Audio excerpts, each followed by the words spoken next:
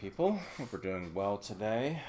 These videos are intended to introduce and continue to explore some of the themes from 4.1, which is the introduction to maximum and minimum values.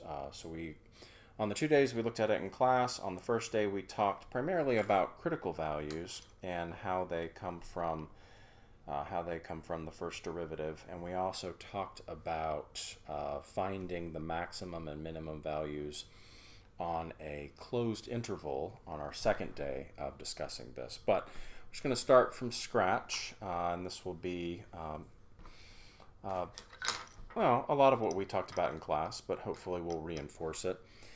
Now consider the following function. It's a downward facing parabola. It's nothing special. We have the equation here. It's y is equal to negative 1/2 x minus 1 squared plus 2. And if I was to ask you to find the maximum function value, you should be able to do it, right?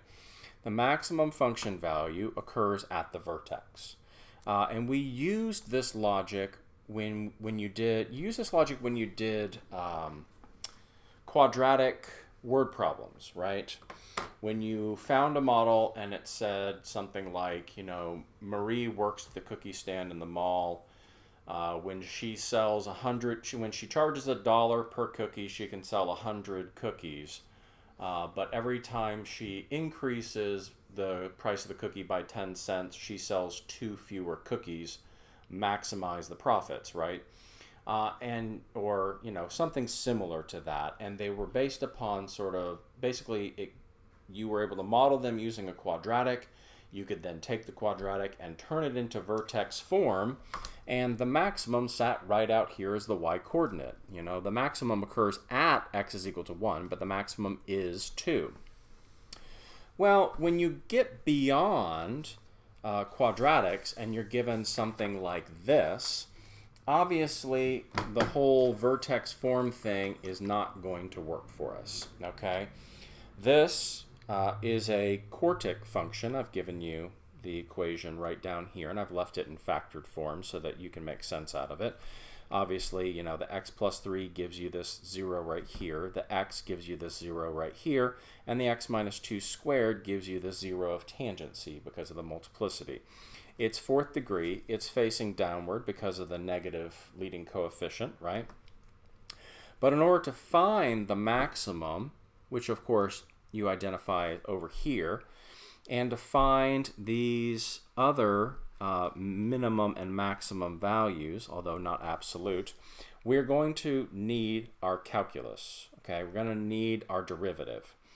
So, and of course I just went ahead and multiplied it out because that's going to be the most efficient way to actually take the derivative. I left the negative 1/4 sitting out there because, remember, numerical factors have no bearing on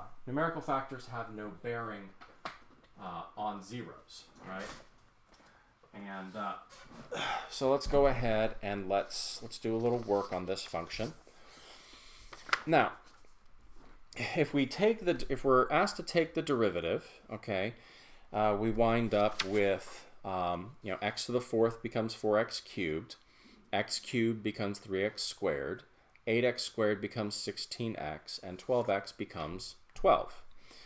All right, well, if we set it equal to 0, we don't have to worry about the negative 1/4 because the negative 1/4 is not going to impact our zeros. Numerical factors never do. Now, thankfully, what happens here is there's a little bit of factoring by grouping, and I can actually get down to 4x minus 3 and x plus 2 and x minus 2. So the x values where the derivative is equal to 0 are at negative 2, they are at 3/4, and they are at positive 2. Okay. Now, let's go ahead and basically the x-coordinate that we're looking for is negative 2 because we can evaluate that y-coordinate, okay? When we actually plug it in, and this is of course looking for the absolute maximum, We plug in the -2, we do our evaluation, and we wind up with 8. So our function maximum occurs at -2, 8. Okay. But remember that that's not the only thing that's happening. We actually have 3 areas that we need to talk about. We have -2, 8. We have 3/4 negative whatever, and then 2, 0. So we identified -2, 8 as the absolute maximum, meaning that it is the highest value, period. Now, the second one, right about here, is 3/4 and approximately -1.099, okay? And it is known as a relative minimum or a local minimum because it is the lowest point in the immediate surroundings, relative to its surroundings or in its immediate locale, okay? The third one is 2, 0. Now, it's obviously not an absolute maximum. It's lower than this point over here and a lot of the other points that are leading up to it. But it is a relative maximum because if you look at the area right around it in its immediate locale relative to the points immediately surrounding it, it is the highest. So it is a relative maximum or a local maximum. Now, we got all 3 of those from setting the derivative equal to 0 and finding those values where the derivative is equal to 0. But maximums need not occur, nor minimums, at those points. They can also occur where the derivative is undefined, like here. Okay? This point right here comes from the graph g of x is equal to -x to the 2/3 plus 2. Now, it comes up, makes a cusp, and comes back down. Now, when I take the derivative, I'm going to get -2/3 to the -1/2, or -2 over 3x to the 1/3. Now, I recognize the fact that nothing is going to make this derivative 0, but a 0 in the denominator will make that ratio undefined. And of course, we already talked about how these, what I call cusps, or what some people call corners, are a place where the derivative is undefined, and that can be a place where there is a maximum or a minimum as well. So when we're looking for maximums and minimums, and we're going analytically from a form of the function, we need to differentiate and then look for where the derivative is 0 or undefined, but we need to be careful, okay? The maximums and the minimums occur when the derivative is 0 or undefined. And this might lead one to assume that there exist max and min values everywhere the derivative is 0 or undefined, but not the case, right? And we talked about it in class. We have y is equal to x cubed, okay? And at this point right here, there is a horizontal tangent line. You can tell from the fact that when I take the derivative, dy dx is 3x squared, and it is 0 when x is 0. But because just because the tangent line lays flat doesn't mean that it's going to then turn around and come back down. It could come up, lay flat, and then continue going up again, which is exactly what it does. So it sort of gives you the idea that some points at which the derivative is 0 are not extreme points, are not extrema. They're not max or min points. And of course, I just used as a counterexample for the other one, the inverse of y is equal to x cubed, which is y is equal to x to the 1/3, or the cube root of x. And we recognize the fact that this is 1/3 x to the 2/3, or 1 over 3x to the 2/3. We recognize the fact that 0 makes that denominator 0, and therefore the whole derivative undefined. And right there, at the origin, there is a vertical tangent line. But again, it doesn't come up at that cusp and turn back around. It keeps going. So here's a counterexample showing you that not all critical values where the derivative is 0 give you a max or a min, and this is another one showing you that not all places where the derivative is undefined give you a max or a min point, okay? Now, the values, because basically you cannot be assured that they are extrema, or that they are the inputs where we will find extrema, we have to give them a different name, right? So we call them critical values or critical numbers. And it's kind of either or. I usually refer to them as critical values. And critical values is basically just shorthand for potential max-min x values, potential max-min inputs, okay? So knowing that, let's go ahead and move on to a couple of examples. All right. Find the critical values or the critical numbers of the function below. Now I've included the graph so we can actually see it. And when we're looking at a cubic like this, we should know that critical values oftentimes are going to be max and min, okay? So let's go ahead and we have f prime is equal to 3x squared plus 12x minus 15. Well, I want to set that equal to 0 to see whether I have any critical values. And thankfully, I can go ahead and divide through by 3. And this factors as x minus 5 and x plus 5 and x minus 1, is equal to 0. So x is equal to negative 5 and 1. Those are my critical values. And of course, you know, if you draw a line straight up from negative 5, you're going to get your, and it's a little bit off. It's just the way that this graphing program is just a little bit off. And of course 1, and here is your minimum right there, okay?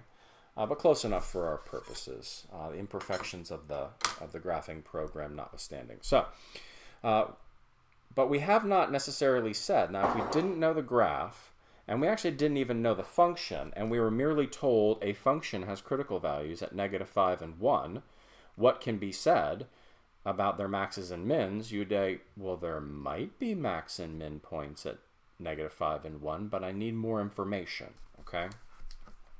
Alrighty, let's go ahead and take a look at another one. Okay, this one's a little bit more complicated because it is a quotient. Let's go and zoom in just a smidge.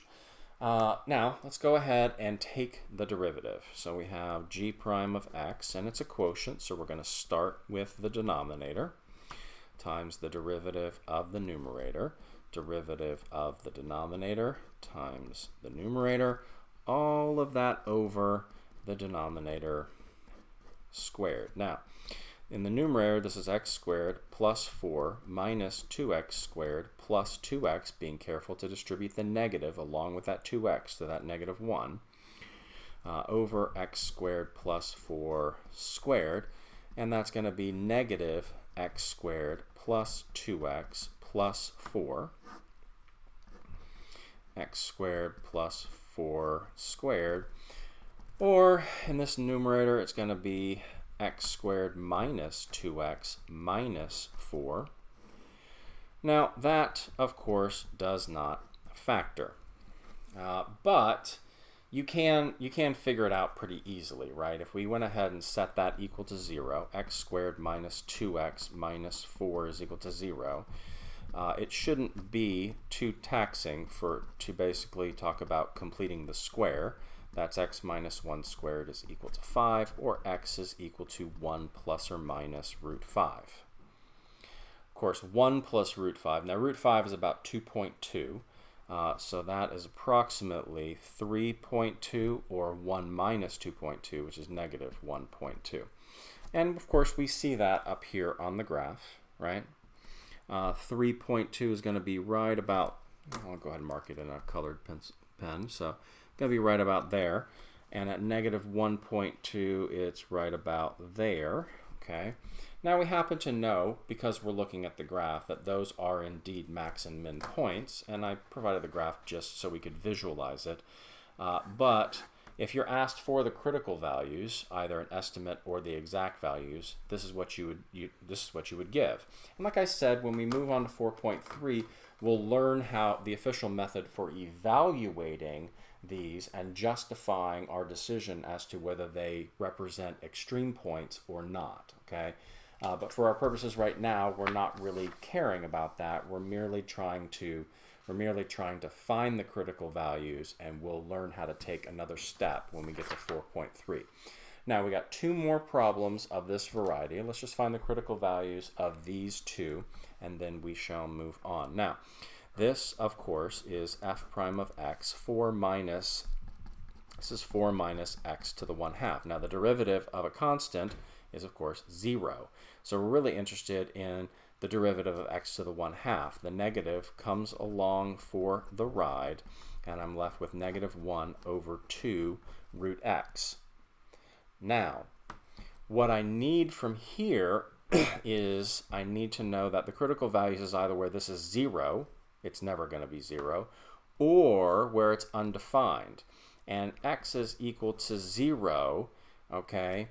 F basically is where f prime is undefined. The only problem with that makes it a little wonky is think about the domain of this. The domain is 0 to infinity. Okay? Because remember, this is in terms of transformations, this is y is equal to negative root x plus 4. So you're going to take the parent function, right, and you're going to reflect it, and then you're going to move it up 4 units, so it looks, something like this. Okay, well, you're saying that the critical value is right there, okay, at the very beginning of its domain, at the interval. And I guess that's true in a sense, but it's kind of underwhelming considering the fact that it's at the beginning of the domain. But this just goes to show that you need to take the domain into account when you're talking about these critical values, because the critical values can only be critical values if they actually exist within the domain of the original function. If you get a critical value but it wasn't in the domain to begin with, it's sort of like it's a ghost, right? It's not an actual critical value. Let's go ahead and move on to this one. This one, trig is just always more fun, of course, and we get 4 minus secant squared theta. Now when I set this equal to 0, I need to remember that secant theta, that this is the difference of 2 squares, okay? And therefore secant theta is equal to -2, and secant theta is equal to 2. Well, remember that that's really the same question as where is cosine -1/2 and where is cosine 1/2, because secant and cosine are reciprocals of each other. Well, cosine is -1/2 at 2 pi over 3 and 4 pi over 3. So theta is equal to 2 pi over 3 and 4 pi over 3. And of course, this is at pi over 3 and 5 pi over 3. And then you would just have to determine whether you're actually looking at this function on a limited interval or whether you're looking at it on its whole implied domain. And basically, these critical values would give you some indication of that.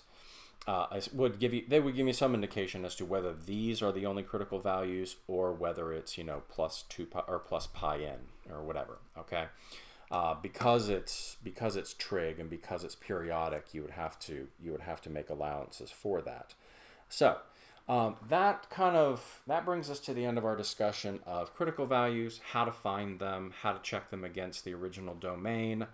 And of course, not only do you have domain issues, you have regular domain issues in terms of natural logs and radicals and rational functions, but you also have the domain issues of periodic functions like tangent and sine and cosine. And that's just, it's kind of a drag that every time you do this, you have to check back with the domain. But you're big bad calculus students, you ought to be able to remember that. But in the next one, we are going to be talking about looking for maximums and minimums on closed intervals. And if you have any questions, please do shoot me an email. Bye.